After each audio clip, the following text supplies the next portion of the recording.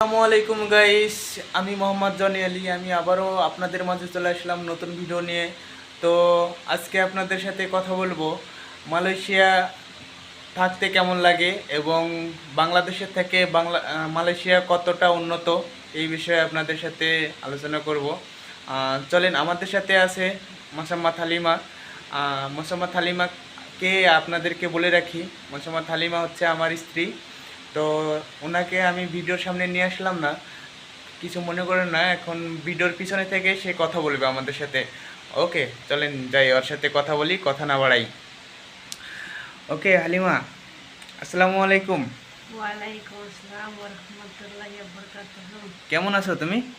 ভালো, তুমি কেমন আছো? আলহামদুলিল্লাহ।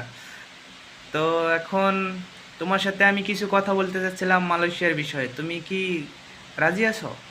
হ্যাঁ, বলো রাজি। এখন আমরা মালয়েশিয়াতে আসছি কত বছর হচ্ছে? আমি আসছি 5 বছর হয়ে গেছে। আহ, তো এখন বাংলাদেশের থেকে মালয়েশিয়া তুমি কি উপলব্ধি করতে পারলে? বাংলাদেশ উন্নতি না আমাদের, আমরা যখন আছি মালয়েশিয়াতে, মালয়েশিয়া উন্নতি?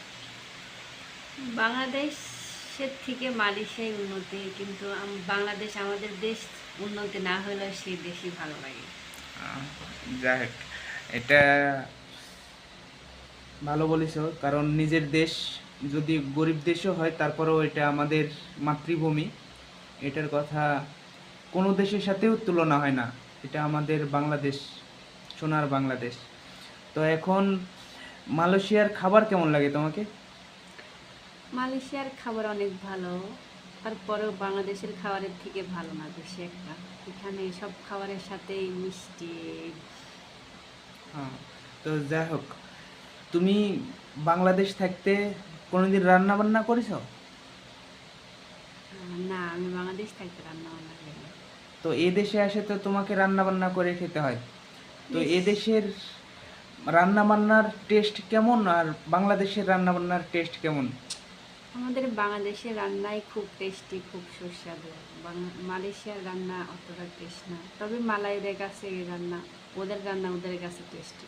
আহ, তো যাই হোক, আমাদের বাংলাদেশে তো আমরা বাজার করতে গেলে 7 দিন পরে একটা বাজার বসে, আমরা গ্রাম ভাষায় বলি হাট। তো এখানে সেরকম সিস্টেম নেই, আছে পাসার মালাম। তো সেটা অনেক দূর আমাদের এখান থেকে। তো আমরা মাইডিন আছে কাছে, মাইডিন থেকে বাজার করে রান্না করে খাই। তো মাইডিনে ফ্রেশ বলতে শাকসবজিটা পাওয়া যায়, কিন্তু মাছ মাংস এইসব পাওয়া যায় না ফ্রেশ। তো আল্লাহর কাছে হাজার রহমত, ভালো আছি। এটাও খুব সুস্বাদু। তো যারা মালয়েশিয়ান খাবার খেতে পারে তাদের জন্য খুব ভালো। আর যারা নতুন আসছে, মালয়েশিয়ার খাবার খেতে পারে না, তাদেরকে বলবো আপনারা মালয়েশিয়ান খাবার চেষ্টা করেন খাওয়ার। খুব সুস্বাদু, খেতে খুব ভালো লাগে। আর আরেকটা কথা বলি, বাংলাদেশের যেই ভাইরা নতুন আসছেন, এরা বাইরে ঘরে এখন মানে চেষ্টা করবেন বাইরে ঘরে যাওয়ার, বাইরের রেস্টুরেন্টের খাবার। তো সব কিছু ভালো লাগবে। তো আজকের জন্য এখানেই শেষ করলাম ভিডিও। যদি কথাবার্তায় কোনো কিছু ভুল হয়ে থাকে তো ছোটো ভাই হিসাবে ভুল করে দেবেন, মাফ করে দেবেন। কারণ আমি নতুন ইউটিউব চ্যানেলে। তো ভালো থাকেন সবাই, আসসালামু আলাইকুম।